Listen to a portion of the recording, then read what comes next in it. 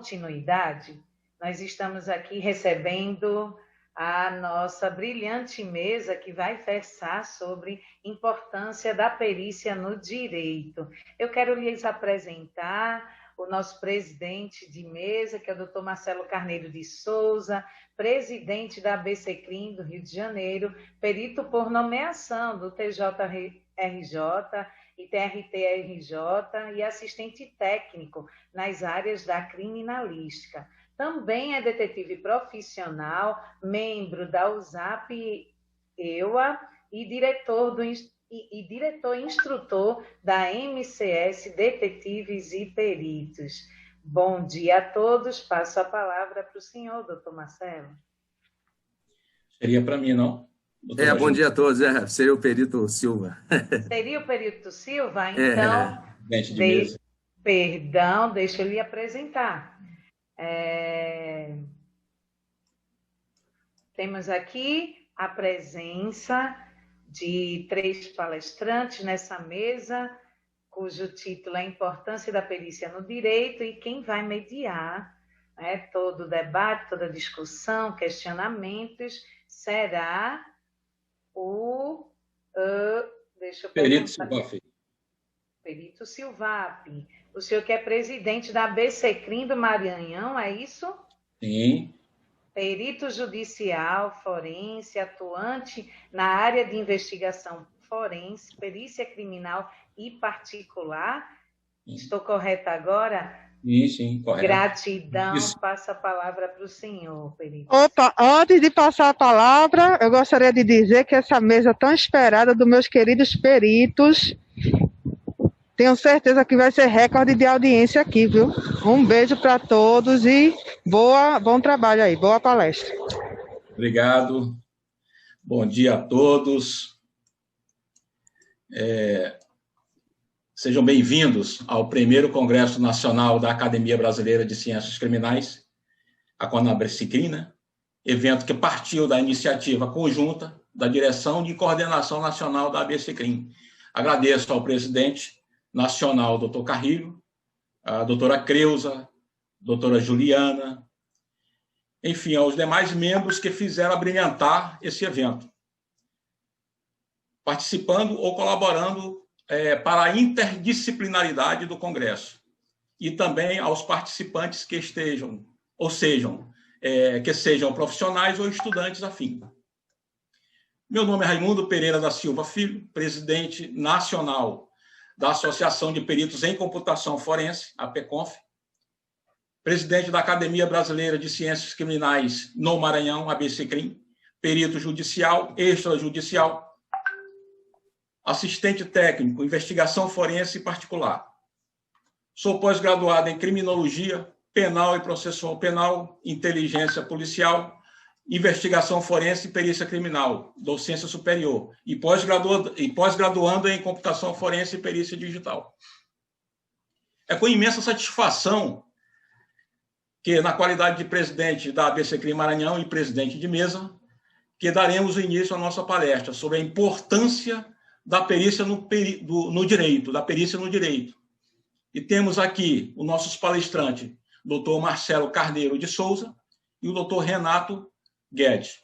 Doutor Marcelo Carneiro de Souza, formado em Direito, atua na área de advocacia geral criminal, perito judicial, assistente técnico, detetive profissional, instrutor e escritor perito judicial, nomeado pelo TJ Rio de Janeiro e TRT Rio de Janeiro, e assistente técnico nas áreas de criminalística.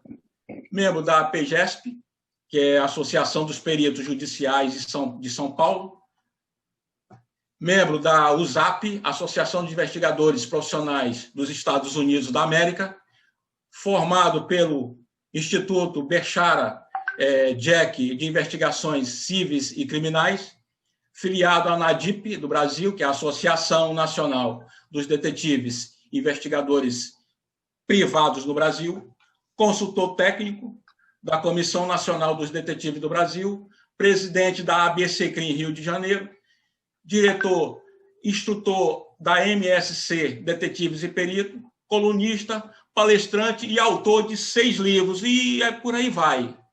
Doutor Marcelo, a sua ficha é extensa. Obrigado por ter conosco aqui. E também quero apresentar aí, o doutor Marcelo, ele vai fazer aí a palestra sobre a importância da perícia no processo penal.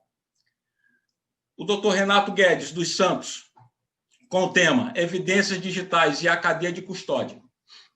Ele é doutor em Psicologia Cognitiva, Master em Computação Forense e Perícia Digital, bacharel em Ciências da Computação Forense, presidente da Comissão de Computação Forense da ABC-CRIM, filiado à High Technology Crime Investigation Association, HTCIA, Estados Unidos da América, empresário, professor, consultor e perito judicial em grafoscopia e informática, e por aí vai. Temos uma mesa excelente, uma mesa brilhante de profissionais que vão atender agora às necessidades e perguntas dos profissionais e os estudantes que estão assistindo essa palestra. O doutor Renato saiu? Ah, não, está aqui. Não, estou.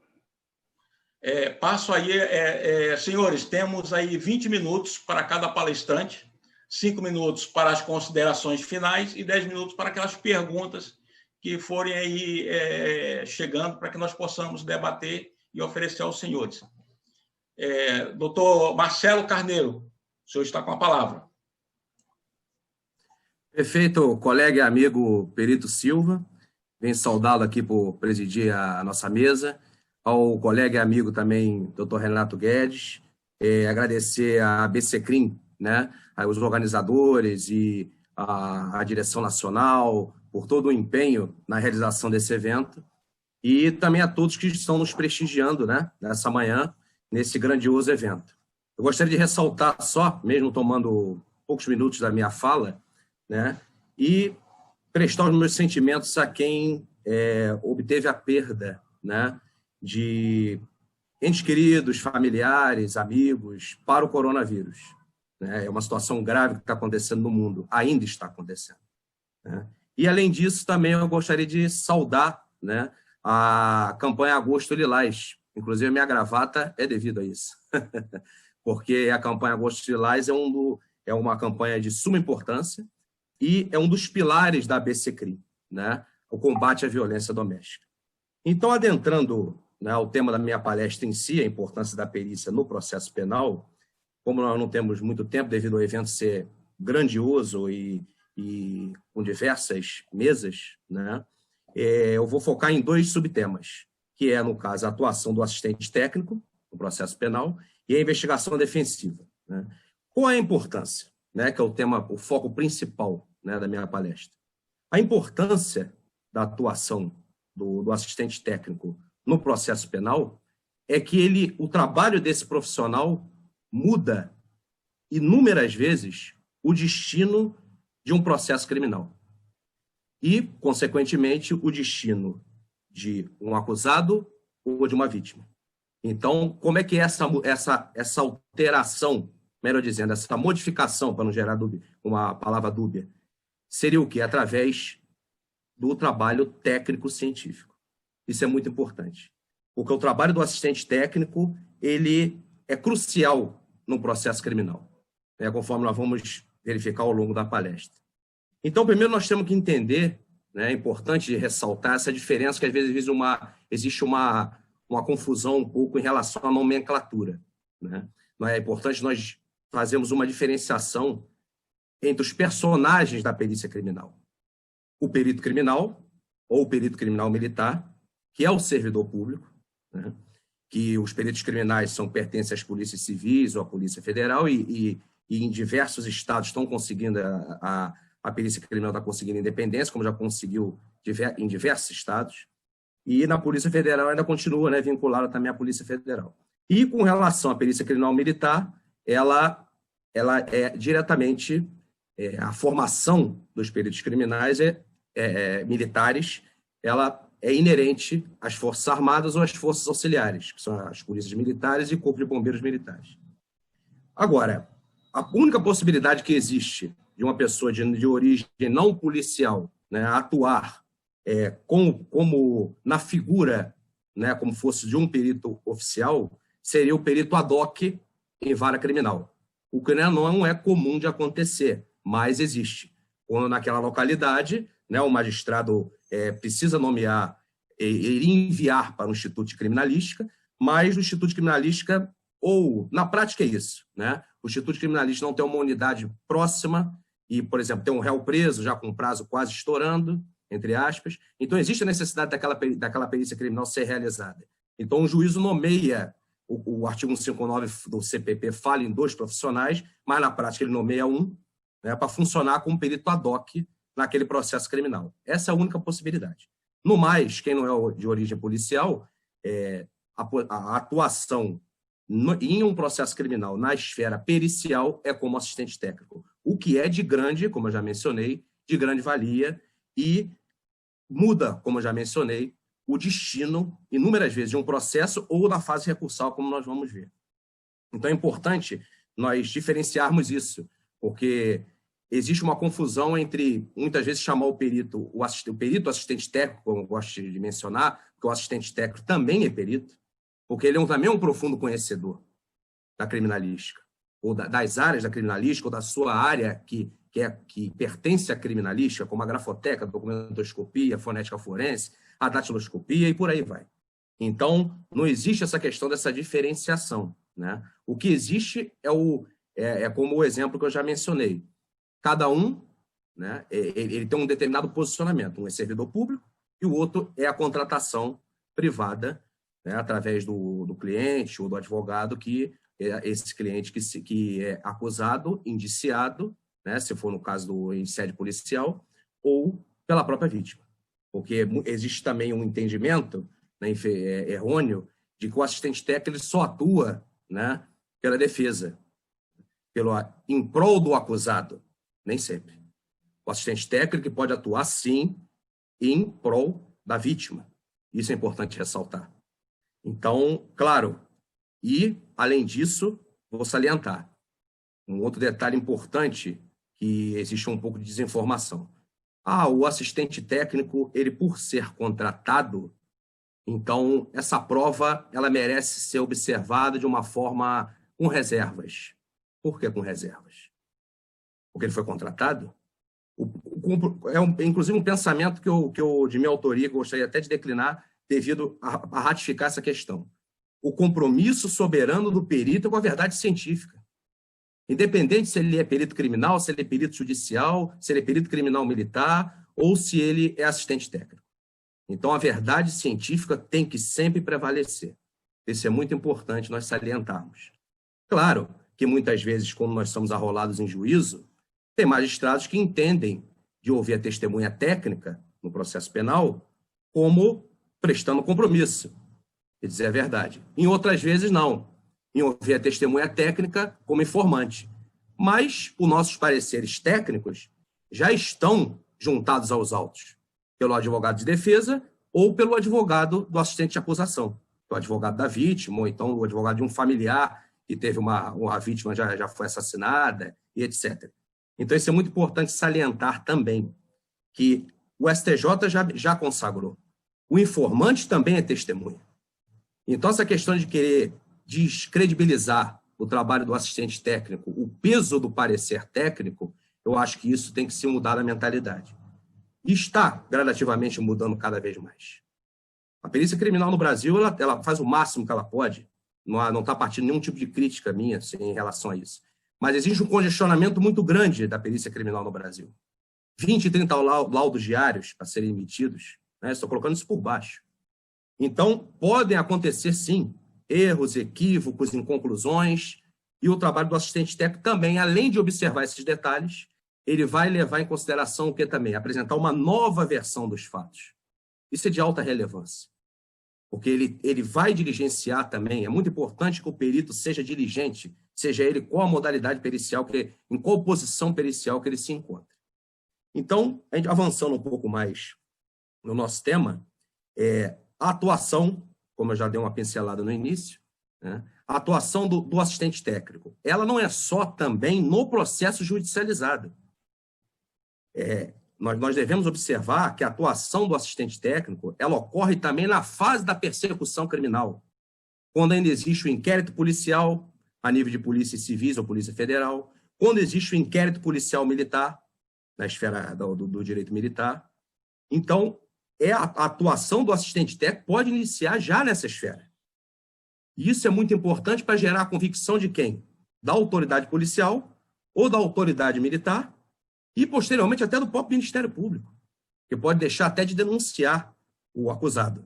Ou então formar uma convicção, se for pela vítima, de que realmente aquela pessoa que foi indiciada vai ser denunciada ao juízo criminal. Então é importante a atuação do assistente técnico já na fase embrionária, que é a fase da persecução criminal. Claro que ele não vai ter a mesma prerrogativa que o artigo 159 prevê do Código de Processo Penal, mas os pareceres técnicos dos assistentes técnicos podem sim ser juntados na fase do inquérito policial. Agora, uma coisa importante, né, que é bom nós ressaltarmos. Eu acho de alta relevância que o advogado de defesa ou até o defensor público, né, se a pessoa depois não tiver condições de contratar o advogado, mas normalmente quem contrata o assistente técnico tem um advogado particular, ou tem um advogado que representa o assistente de acusação. Então, que o assistente técnico, já com seu parecer técnico elencado aos autos, já na fase judicializada, o assistente técnico seja arrolado como testemunha técnica, porque ele vai sustentar em juízo, em depoimento, na sua oitiva, o seu parecer técnico.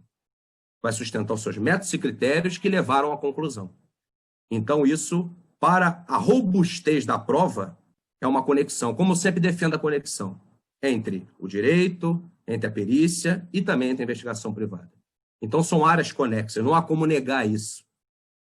O advogado e o perito, trabalhando em harmonia, trabalhando alinhados, isso só vem a trazer um maior resultado para a causa criminal, mas sempre ressaltando, sempre o perito baseado na verdade científica. Então, isso tem que sempre prevalecer. Ele tem um vínculo com o cliente, sim, né, e um vínculo com o advogado, mas ele não abandona a verdade científica. Então, um outro detalhe importante também, para nós discutirmos, é com relação à aquisitação, né? A aquisitação, ela muitas vezes, infelizmente, ela não é bem elaborada, porque por isso a importância do assistente técnico elaborar a aquisitação, nesse caso aqui no nosso foco da nossa palestra, em relação ao processo criminal. Porque o assistente técnico é o detentor do conhecimento da criminalística. Então, mais inúmeras vezes, isso não é culpa do advogado, porque ele muitas vezes faz contato com o assistente técnico, já inicia uma tratativa, mas depois o próprio cliente, acusado ou vítima, não deseja a atuação do assistente técnico. Então, o advogado fica no impasse. Como eu vou elaborar agora essa aquisitação? A grande realidade é essa. Então, cai das costas do advogado um ônus que, na realidade, não é dele, de elaborar quesitos, e sim do assistente técnico, que deveria ter sido contratado pelo cliente, vítima ou acusado, e ele sim ter elaborado essa aquisitação. Porque eu costumo chamar que a aquisitação é 50% da perícia. Às vezes as pessoas discordam, não, mas é muita coisa 50% da perícia. Por que eu defendo que a aquisitação é 50% da perícia? Porque a aquisitação ela vai chamar a atenção do perito criminal, no caso do processo criminal, do perito criminal militar, na hora dele elaborar o seu laudo pericial. Que a aquisitação ela influencia na conclusão do laudo. Então, a aquisitação ela é de suma importância.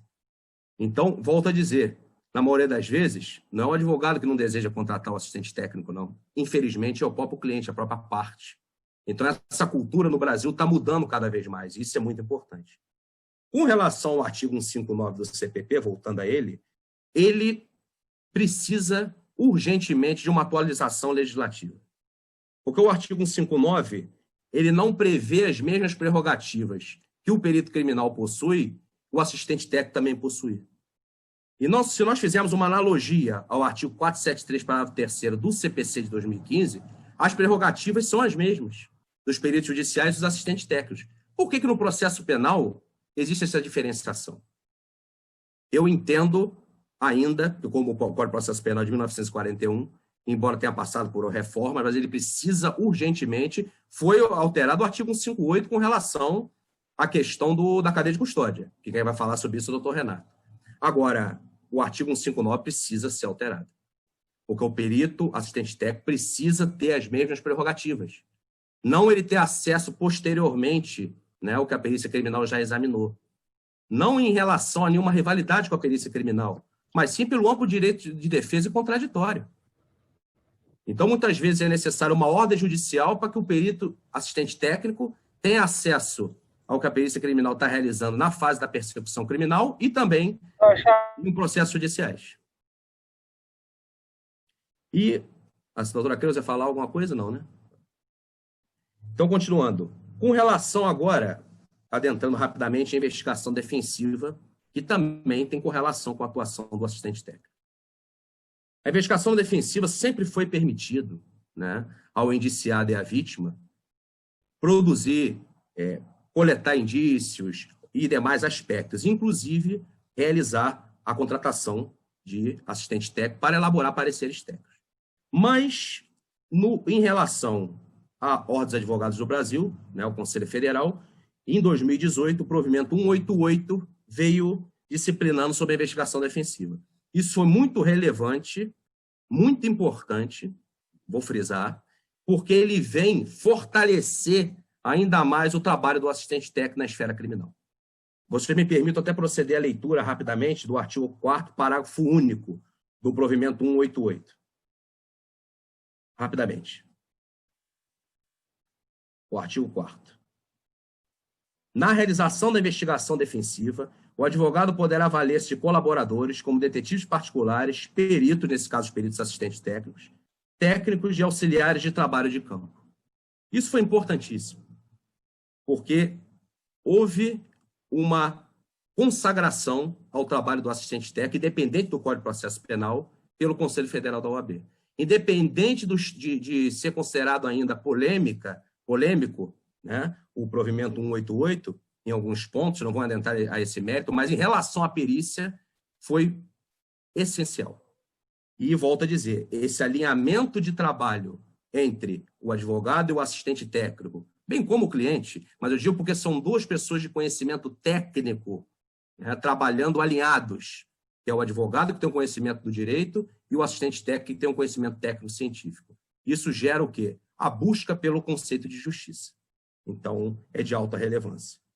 E um outro detalhe importante também, eu vou salientar, sem ingressar, né, em outro tema, que não é o meu, é sobre a questão do juiz das garantias somente com relação à perícia. Se o juiz das garantias, né, o plenário do Supremo Tribunal Federal, entender que o ministro Luiz Fux seja vencido e o juiz das garantias seja consagrado pelo plenário do Supremo Tribunal Federal, em relação à perícia, ao assistente técnico, vai ser de alta relevância. Porque ele prevê o quê? A indicação de assistentes técnicos, não só a juntada de pareceres técnicos, mas a indicação do assistente técnico na fase da persecução criminal. Então, não vai haver mais a necessidade de uma ordem judicial para que o assistente técnico possa acompanhar o trabalho da perícia criminal em sede policial.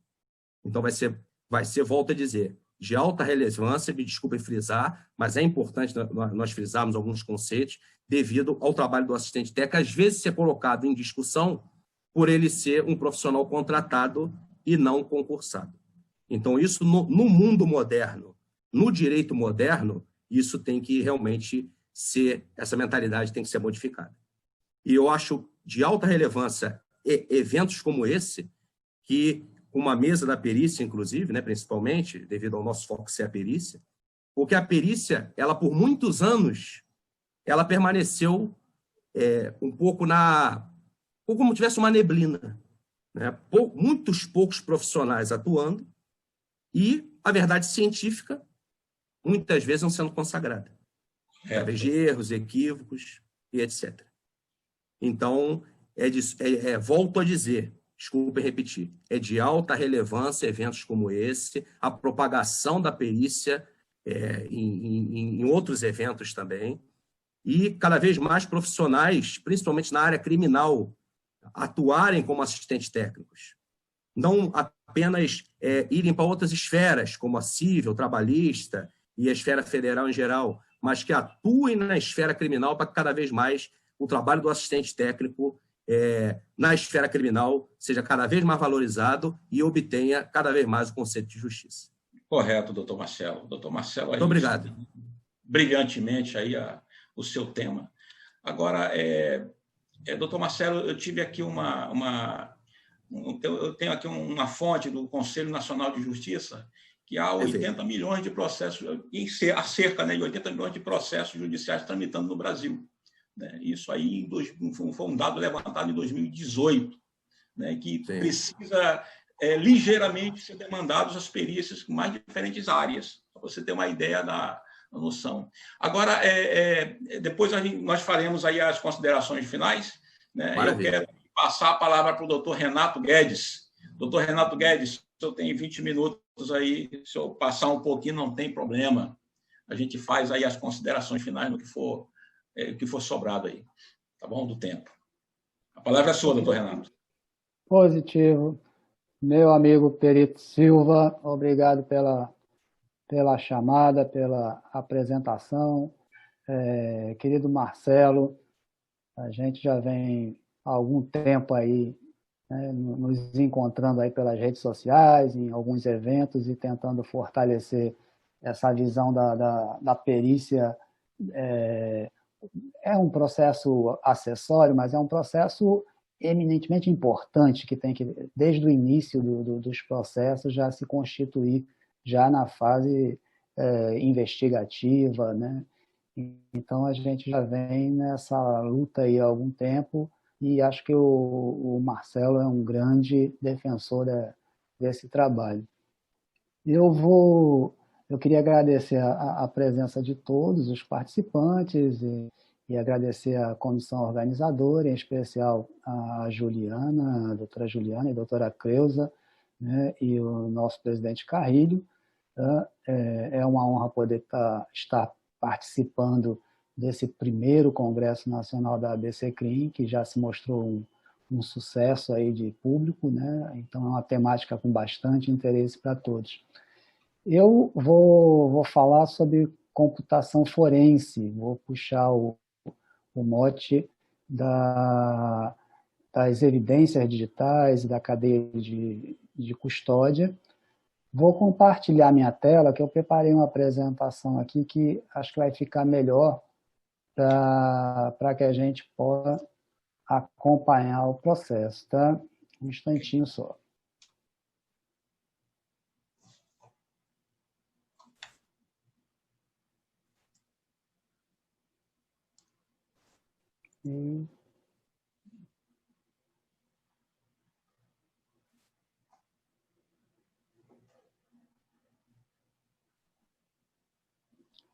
Deixa eu ver só se chega aí.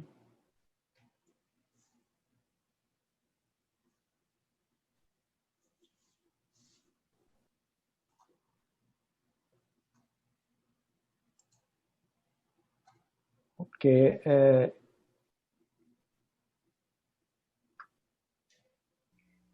Doutor Renato, já está compartilhado. Está compartilhada, inclusive pelo YouTube. Sim. Ok. Então, vamos lá começar. Então, veja só. Eu acho que não é novidade para ninguém. Todo mundo tem assistido diariamente ao crescimento dos crimes por meios digitais, né? Toda hora a gente ouve falar de fake news, assassinatos, cyberbullying, etnopornô, que é o pornô para certas etnias, né? Revanches, que é as revanches, né? Em cima de pornografia, a extorsão mediante fotos ou filmes ligados à sexualidade, roubos de identidade, roubo de dados. Acho que todos têm acompanhado esse momento que a gente vem cada vez crescendo mais. Mas vamos tentar botar alguns números para poder situar e a gente entender de quão grande é isso que a gente está falando. Veja só, a Fortinet, ela mapeou que no ano de 2019 existiram 24 bilhões de ataques a servidores pela internet. São 24 bilhões, 65 milhões de ataques a cada dia. Tá? Então, isso não é deixou de ser aquele assalto à mão armada que acontece na esquina, para, através da internet, o crime se tornar uma coisa evidentemente agressivo, crescente a todo instante. 10 milhões de endereços IPs, endereço IP é o endereço que identifica um equipamento na internet, eles foram usados no segundo trimestre de 2020 como botnets. Botnets são máquinas zumbis, máquinas que são usadas para atacar a outros equipamentos. Então, os atacantes, os criminosos, eles conseguem tomar conta de determinadas máquinas e depois fazem essas máquinas servir a seus propósitos.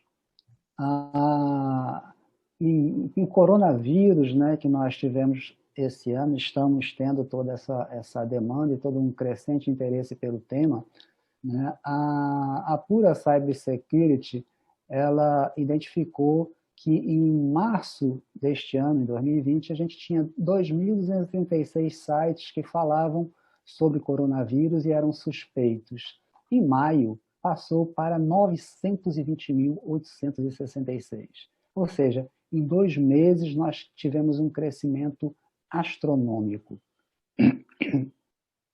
A World Economic Forum afirma ainda que, ainda em 2020, mais de 74% das empresas no mundo serão violadas por ataques de criminosos, de cybercriminosos, né, gerando perdas de mais de 3 trilhões de dólares.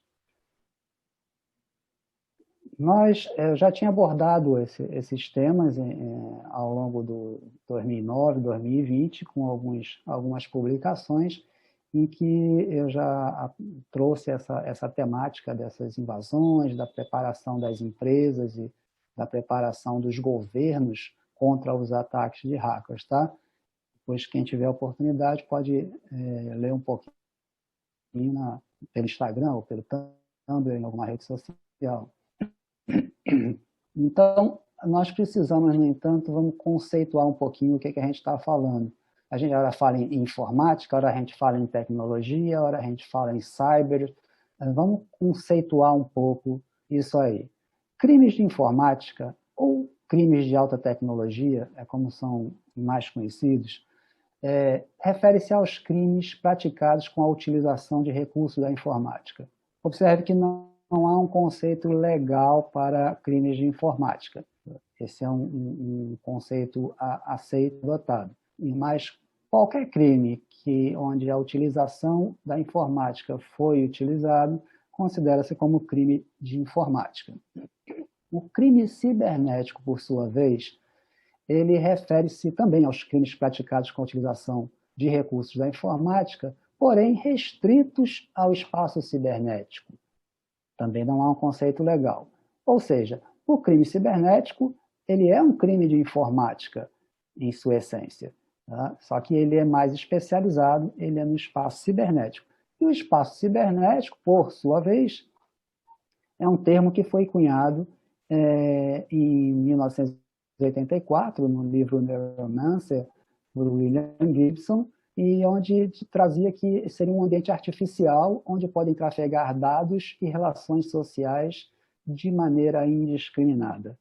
Nós estamos falando de quase 40 anos atrás, e o Gibson definia assim, que o ciberespaço, ou cyberspace, né, aí tem as variações em inglês e português, seria um espaço não físico no qual uma alucinação consensual pode ser experimentada diariamente por seus usuários. E aí, vocês acham mesmo isso? Acho que sim, né? A gente experimenta uma forma de alucinação consentida quando a gente está navegando na internet, a gente está num mundo que não é físico e a gente tem aquilo como se físico fosse. Né? Lembra um pouco o Matrix, né? O filme Matrix, assim, né? Aquela coisa que está ali como um universo paralelo. Ficando numa definição mais pé no chão, mas o filósofo Levi nos diz que o ciberespaço é o novo meio de comunicação que surgiu a partir da conexão mundial dos computadores. Ele não para aí. Ele diz também que isso não se refere apenas ao cyberspace, né? não se refere apenas à infraestrutura material da comunicação digital.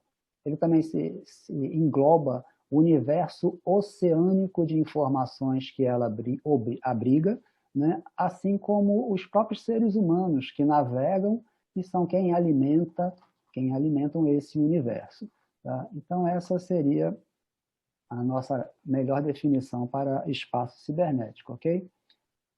Bom, no espaço cibernético nós temos crimes próprios e crimes impróprios.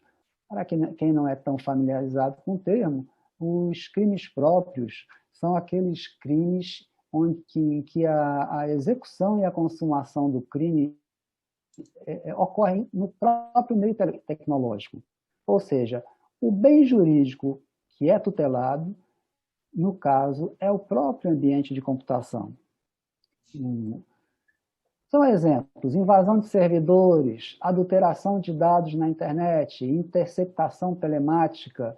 Nós estamos atacando ambientes de computação.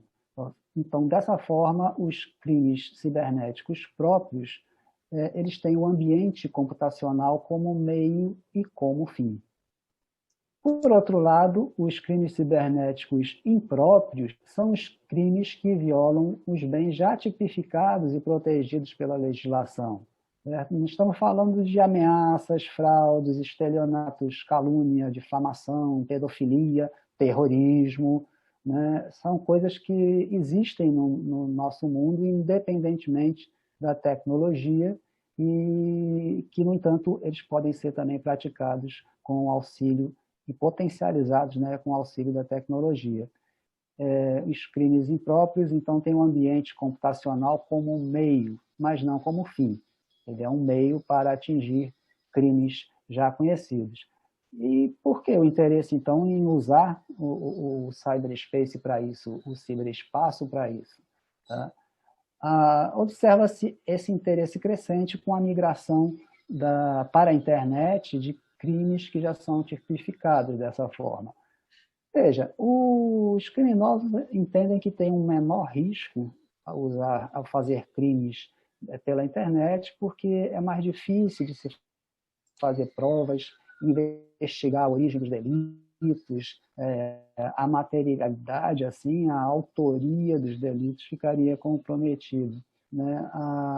O lucro é maior, mais rápido, né? A boa-fé e a grande exposição que as pessoas se submetem nesse mundo virtual também ajuda a atrair os criminosos. A gente vê que é possível aplicar golpes apenas se fazendo passar por outra pessoa. A gente vê esses golpes de WhatsApp, que a pessoa bota lá, daqui a pouco você recebe uma mensagem do seu amigo dizendo: você pode fazer um depósito aí para mim, ou pagar um título que amanhã eu te devolvo, e quando você viu, você já pagou a conta de alguém ou já depositou em favor de alguém que você não conhece. Então, também no ambiente de internet, migraram os sites de comércio, os bancos, e isso tudo cresce o interesse dos crimes ou dos criminosos por crimes usando a tecnologia. Além disso, tem a possibilidade de automação. Com alguns programas, você pode deixar o programa rodando, trabalhar dia e noite, usar máquinas zumbis, feito aqueles botnets que a gente falou, para fazer esse trabalho para você, enquanto você vai cuidar de outra coisa ou vai descansar, né? E ainda por cima, achando que está um suposto anonimato, que você pode se esconder através do computador, né? E que qualquer coisa pode ser perdida, porque o ambiente na internet seria um ambiente mais volátil.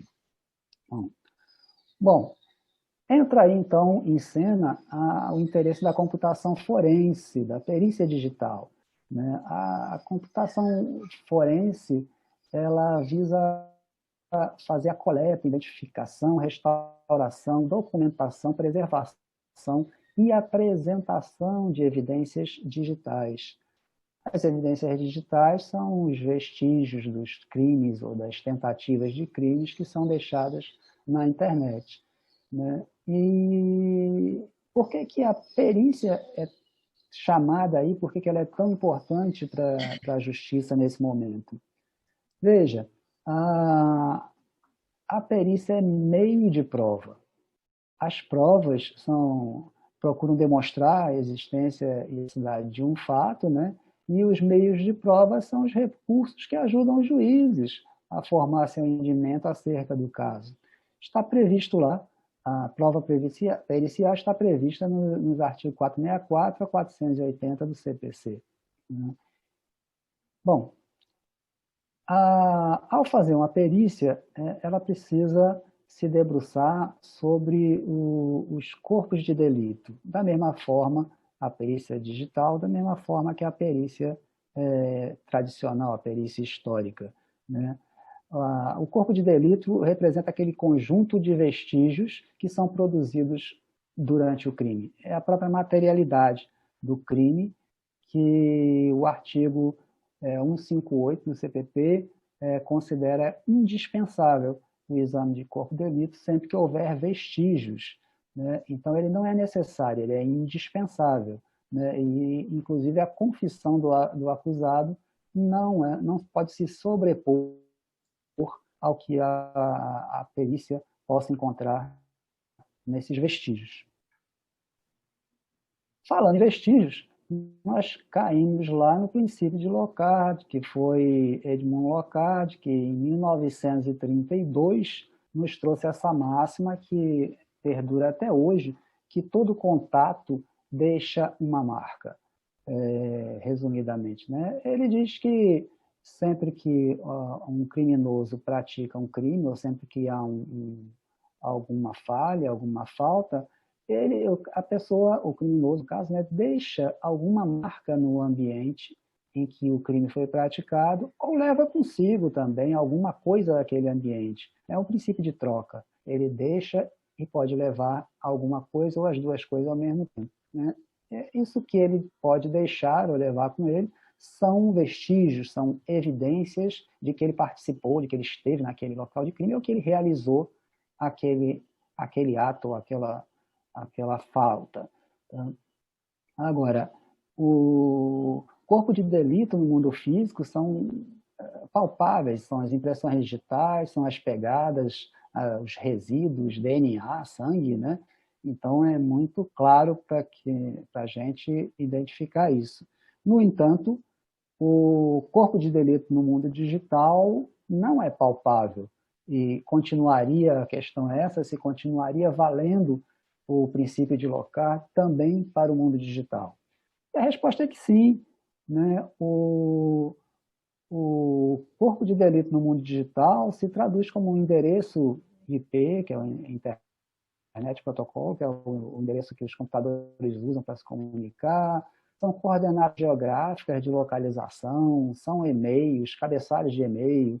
Todo o tráfego na internet gera registros dessa movimentação, as próprias páginas, bancos de dados, códigos de programas, tudo que se faz deixa registro, seja no equipamento, seja nos servidores, nada escapa, certo? Ou quase nada. No entanto, da mesma forma que na perícia convencional, existe a necessidade de que os vestígios sejam preservados. E quanto mais, melhor. É mais fácil a gente identificar porque tem mais elementos, né? Os vestígios digitais, assim, eles ficam gravados em bits e bytes em todo o processo, todo o percurso de execução de qualquer ato digital, incluindo as ações criminosas. Então, nós, como peritos, né, é que temos a missão de encontrar esses vestígios, compreendê-los e relacioná-los e fazer uma narrativa que seja crível, que seja plausível e que seja real, podendo, assim, mapear os acontecimentos, ok? Renato. Porém, a gente tem... Renato. Oi. Nós temos umas perguntas aqui, nós temos o teu tempo aí já extrapolou e temos apenas 14 minutos para encerramento da nossa mesa. Você vai fazer, os teus slides, vai ter uma apresentação maior ou você quer resumir aí o que falta? Eu acho que eu estou com aqueles 20 minutos, eu chegaria a 11h50, eu acho que eu termino ali. Com mais 3 ou 4 minutos. Por favor. Ok? Então, as evidências digitais, ela tem algumas características um pouco diferentes, né? Porque o criminoso, ele muitas vezes conhece também o assunto e tenta remover parte dos vestígios dele. Existem malwares, que são softwares maliciosos, que são capazes até de se esconder quando se fingem de morto, quando percebem que estão sendo investigados. E a própria vítima acaba destruindo ou contaminando muitas coisas que poderiam servir para a perícia, tá? Fotos e outros arquivos que contêm metadados, né, localizações geográficas, dados de autoria que poderiam ser bem-vindas para a perícia e às vezes são destruídas. Por outro lado, a gente tem a cadeia de custódia, que cuida de documentar a cronologia de todas as provas, a sequência de custódia, controle, transferência, a análise e disposição das evidências. Assim, ela tenta garantir que o vestígio da prova não seja modificado. Todo o processo deve ser rastreado desde o início ao fim, desde a coleta até o descarte. Tá? Porém, vejamos aqui, isso aqui é uma foto que eu tirei com a câmera do meu celular e eu consigo facilmente, sem precisar de perícia, apenas com os softwares do meu próprio computador, eu consigo recolher uma gama grande de informação sobre essa foto. Porém, se eu pego essa foto, coloco no WhatsApp e envio para o perito Silva, por exemplo, analisar, ele não vai ter isso tudo. Ele vai ter muito menos informação, porque o WhatsApp trata de apagar as informações que chamam EXIF. Então, não se pode brincar com a prova digital. Se você abrir um arquivo e salvou, vai constar no processo que aquele arquivo foi criado ou foi gerado em março, por exemplo, e quando a defesa vai pegar e vai dizer, mas esse arquivo foi salvo ou foi alterado em agosto, como é isso? E acaba por desmerecer sua prova. Eu vou trazer aqui apenas 2 grandes exemplos que a gente tem sobre isso, 2 casos famosos. Um é do O.J. Simpson, que era um jogador de futebol americano, que ele matou sua ex-esposa e um amigo dela, um crime bárbaro, cheio de provas, de evidências de que ele tinha feito isso, tinha sangue deles, sangue na casa dele, na casa dela, tudo, fez uma misturada danada e ele acabou sendo inocentado porque a defesa foi desconstituindo, desqualificando cada prova que foi apresentada. E o outro é um exemplo de um caso bem sucedido, que é do caso do Michael Jackson. Nesse caso, a perícia digital foi Stephen Marson, um perito de computação forense, que conseguiu levantar todos os últimos dias de vida do cantor e acabou pela condenação do médico dele, o Dr. Conde Murray, por homicídio culposo, porque ele tinha tido uma conduta que não tinha sido adequada como médico, levantado através das evidências digitais dos celulares e dos computadores em que o médico e o Michael se utilizavam, ok? Então, por hora é isso, eu fico aí à disposição da mesa e dos ouvintes, e obrigado aí por me ouvirem. Certo. Obrigado aí, doutor Renato Guedes, pela explanação do seu tema. Muito importante. Pena que tem pouco tempo, né? Porque isso é um assunto muito extenso, é um assunto que nós temos que fazer um congresso só de perícia para que nós possamos alavancar esses conhecimentos aí a todos. Né? Nós temos umas perguntas aqui. Uma pergunta que chegou aqui até mim, que a doutora Creuza me passou, do Anazuerda Cavalcante. Qual a diferença entre laudo técnico e relatório técnico? Isso é uma pergunta, acredito, para o doutor Marcelo Carneiro, e, inclusive, o laudo técnico, o relatório técnico deve ser um parecer técnico, né, que ele quer falar, um laudo e um parecer. Doutor Renato, sim, doutor Marcelo, por favor, queira responder essa pergunta? Posso responder. O que acontece? Pelo que eu entendi da pergunta, eu já verifiquei, né, em relação, não vou mencionar qual órgão, mas eu já verifiquei já relatório ou análise técnico-pericial ao invés de laudo pericial. E já verifiquei também, como a gente verifica na maioria das vezes, laudo pericial. Então, a questão é o seguinte, é muito importante nós seguirmos o que está no Código de Processo Penal, né, que fala em laudo pericial e parecer técnico, para inibir eventuais alegações de nulidade. Então, eu acho muito importante nós utilizarmos o que está codificado. Essa questão de... Agora, em relação... Se a pergunta foi com relação a relatório técnico, eu acho importante que o assistente técnico também sempre elabore o parecer técnico. Eu sei que muitas categorias profissionais preveem, né, com relação aos seus próprios estatutos, a palavra laudo. Mas eu acho que nós temos, como nós temos a nossa lei, a nossa legislação, a maior parte dela codificada, então é bom nós seguirmos o que, na esfera pericial, a nomenclatura laudo pericial e parecer técnico, para nós não misturarmos as estações. Ao meu ver, nesse sentido. Isso. Inclusive, o parecer técnico, doutor Carneiro, doutor Marcelo e doutor Renato, nós que trabalhamos na área, não é obrigado, nós não somos obrigatórios a entregar o parecer técnico ao juízo, tá? O parecer técnico ele fica resguardado com você, inclusive você deverá acompanhar, você como perito técnico, perito de assistência técnica, você deverá acompanhar o perito nomeado judicialmente. Né? É uma coisa que isso aí está na nossa Bíblia, né, de perícia, e de modo que a minha câmera está instável.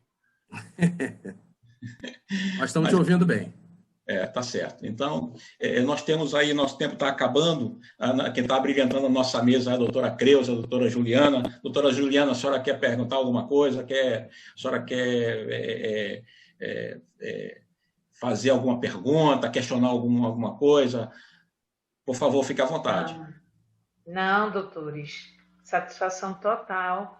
Todos comentando no chat, agradecendo, falando que essa mesa está fantástica. Muito obrigada pela contribuição, participação, disponibilidade, generosidade com a transmissão do conhecimento para esse público tão seleto que temos hoje aqui. Doutora Creuza, a senhora quer fazer alguma pergunta? Olá, pessoal. Não, eu estou, assim, maravilhada com a mesa. Muito boa. Pessoal, show de bola. Vocês moram no meu coração, sabem disso, né? Estou acompanhando e aí foi espetacular. Todo mundo falando muito bem da expansão dos doutores. E o doutor Silva, espetacular, o presidente de mesa, muito bom. Isso, nós temos aí acompanhando atualmente 156 espectadores aí na nossa mesa. Doutor Marcelo, as suas considerações finais, e depois eu passo a palavra para o doutor Renato Guedes, as suas considerações finais, para que nós possamos já passar a mesa para os próximos palestrantes. Perfeito, agradeço as palavras do amigo Renato Guedes, grande profissional, grande perito e amigo, ao presidente de mesa também, o perito Silva, também excelente profissional e amigo, a toda, doutora Juliana, doutora Creuza, todos os participantes, todos que estão nos prestigiando, volto a salientar, muito obrigado. E aproveitar somente para concluir, que aproveitando o gancho até do doutor Renato, com relação ao LOCAR, quando ele mencionou, né, além das características da identificação humana, grafismo, voz, impressões digitais, DNA, e nós temos também, evoluindo muito, a perícia voltada à face, à biometria facial.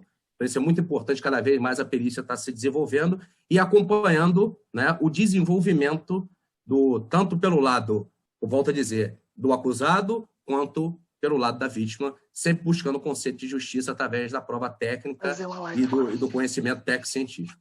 Muito obrigado a todos. Doutor Renato, por favor. Ok, gente, estamos já em cima da hora realmente, né? Eu queria só mais uma vez agradecer a todos, né? Em especial ao perito Silva, ao meu amigo Marcelo, a doutora Juliana e doutora Creuza, né? E o nosso presidente Carrilho pelo evento. Eu acho que está muito bom, eu acho que se esse é o primeiro, imagina o segundo como será, tá? Muito obrigado aí, bom dia para todos.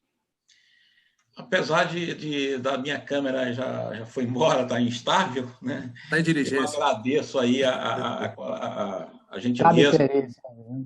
Isso, eu vou fazer uma perícia já nele. Agradeço aí a todos a cooperação, né? E que nós futuramente vamos fazer uma mesa aí só de perícia, um congresso só de perícia, para que nós possamos abrilhantar todos os profissionais nessa área. Aqui Virou no Maranhão... promessa, viu, senhor? Oi? Virou promessa, viu? Virou promessa, vai ter que acontecer. Inclusive, aqui no Maranhão, aqui nós temos uma associação de peritos em computação forense, viu, doutor Guedes? Se o senhor quiser apresentar a nossa associação, por favor, doutor Marcelo Carneiro, doutora Creuza será bem-vinda, doutora Juliana, eu sou o presidente nacional, tá? Opa, vamos trocar a figurinha aí. Maravilha. Doutora Ana Paula, que está conosco já, doutora Carmina. Agradeço aí ao presidente Carrilho pela oportunidade que nos dá em nos apresentar aí a perícia ao Brasil. E quem sabe alguém está lá nos Estados Unidos nos assistindo também, né, no Congresso, né? Agradeço a todos aí a colaboração. Muito obrigado a todos, aos estudantes que estão aí abrilhantando também o nosso evento. E até uma segunda oportunidade do Congresso Nacional da Academia Brasileira de Ciências Criminais.